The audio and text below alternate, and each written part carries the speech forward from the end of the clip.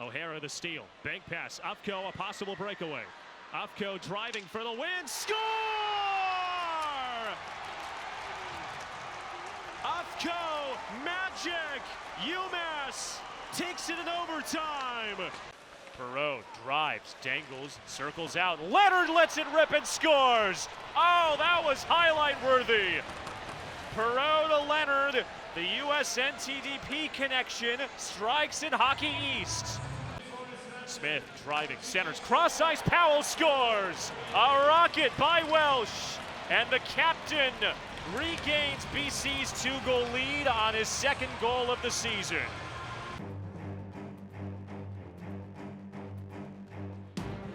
The UMass system collides in Game 1 of a split home-and-home series tonight from the Tsongas Center in Lowell. The 14th-ranked UMass Minutemen aim to booster their pairwise rankings with the UMass Lowell Riverhawks vying for their first win against a ranked opponent on the regular season.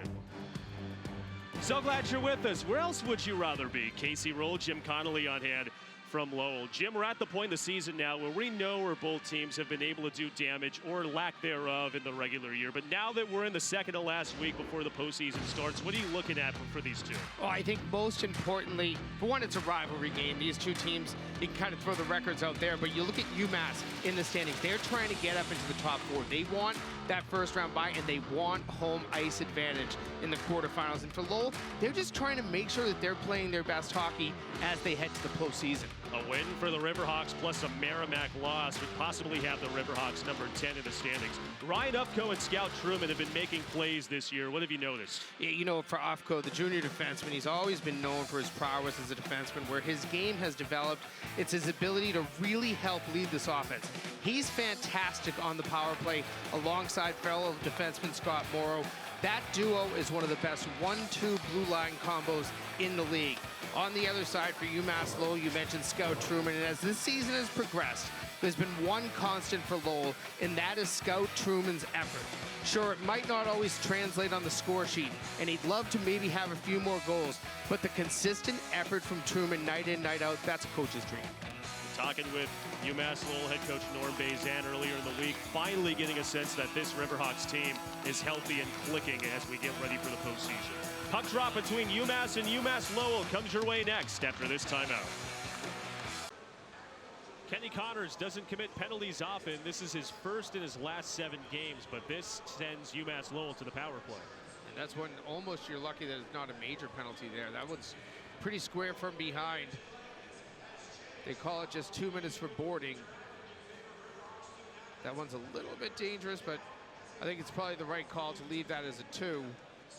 UMass Lowell now, their power play, it's struggled at times. They haven't scored a ton this year on the power play. They're trying to find a way. And that's a big penalty too, Jim, because Connors has been UMass's top center on both the power play and the penalty kill. So that first faceoff to start of the power play, paramount for this Riverhawk team on the power play for the first time.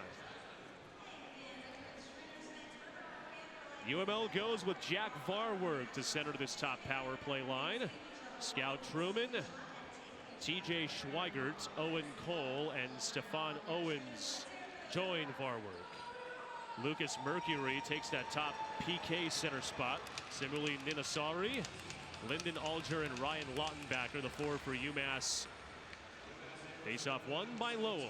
Truman surveys the 4-man box. Wires to Schweigert. Only defenseman on the ice for Norm Bazan's power play unit. Schweigert takes a spill, and here come the Minutemen. Mercury, short-handed, down the left wing, shoots, turned away. Welsh got his blocker on the puck. That's a bad time to blow a tire there for TJ Schweigert, but a good job hustling back. I think that was Scout Truman that got back into that. Might have been Varwerk as well. You got to pick up sometimes for your defensive partners. There are a couple tire shops on the way to the rink. Might have to visit there after the game. O'Hara gets a clearance.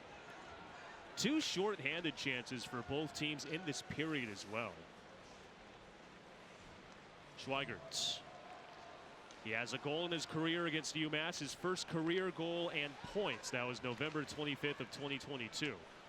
Johnson below the goal line, pinches in from the point. Wires up top, Meehan surveys the middle of the ice. Johnson left circle through a screen. Roehl makes the save, spins in the slot, backhanded by O'Hara out to center. For the Svensson's big-bodied frame, screening Roehl, but the Czech World Junior teamer made the stop. For the Svensson shoots, Roehl another save. Granowitz, who had a penalty earlier in this period, is on the ice in the power play. Just over 30 seconds left on UMass Lowell's first bid. Johnson, right side. Meehan playing the off wing as a left-handed shooter on the right side of the sheet. Johnson feeds Meehan, right circle to the bumper for the Svensson. Lost the puck. Here's Musa. Possible short-handed breakaway. Musa left wing, drives on goal, and Welsh turns it away. Musa denied of what could have been his team leading 12th of the season. Meehan enters, rims it in behind the net. Cole, team leader in goals for this UMass Lowell team, even strengthened on the power play. Truman, backhands, left circle. Meehan waits between the circles, deals, close angle shot off the side of the net from Bentley. We're back to 5-on-5. Connors out of the box, centering bid for the Svensson, whacking away at the puck. There's Bentley, close angle, and Roehl makes another stop. A rousing stop from Michael Roehl. Henry Welsh makes stops on one end. Michael Roehl answers on the other. We stay scoreless, just over 3 minutes to play in the second. Good pressure here. This is the end of the power play here for Lowell. They get some of their best chances here as you have great job there by Dylan Bentley trying to bang away at that one. Lowell earlier, they had the man in front trying to take away the screen, but that's Roehl's big frame right there. That ends up hitting him in the shoulder. There's a lot of goaltenders. If you're 3 or 4 inches shorter than the 6'7" frame of Roehl, that might go over your shoulder, but he's so tall that one ends up hitting his right shoulder, a puck he probably never saw. He's the 38th overall pick in last year's NHL drafts. If he makes it to the NHL, he'd tie the NHL record for the tallest goalie in league history. Ben Bishop was also 6'7". Jonathan Horn behind the goal, 4th game of his career. Swings it to Stella, the active leader in games played for this UMass Lowell team. The AIC transfer lost the zone.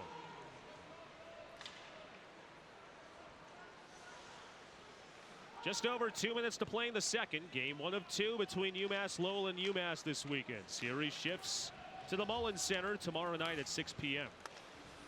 Granowitz leaves. Truman back to Granowitz. Poke check by Connors. And Taylor McCarr settles it down. Connors sets up shop in the high slot. Shields the puck away on the backhand. Hits the oncoming Morrow. Scott Morrow lost the puck. From 2 knees, Varwork turns it right back over.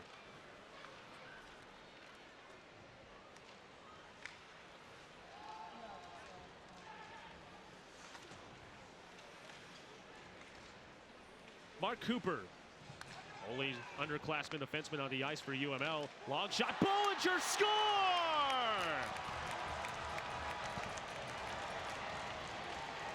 Bollinger let it fly, caught some traffic in front. And one of 2 captains, Aaron Bollinger, records his first career goal against the Riverhawks, his 3rd of the season. And the Minutemen have jumped out on top.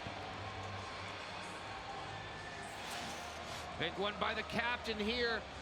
Good forecheck. Good job by UMass. They get themselves into that corner, force the turnover, move the puck around really well, and then Bollinger, a quick shot.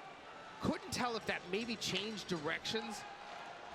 Regardless, goes 5-hole on Welsh, and we mentioned it. How important is that first goal? It comes so late here in the second period. Riverhawks trying to answer. Johnson shoots, score!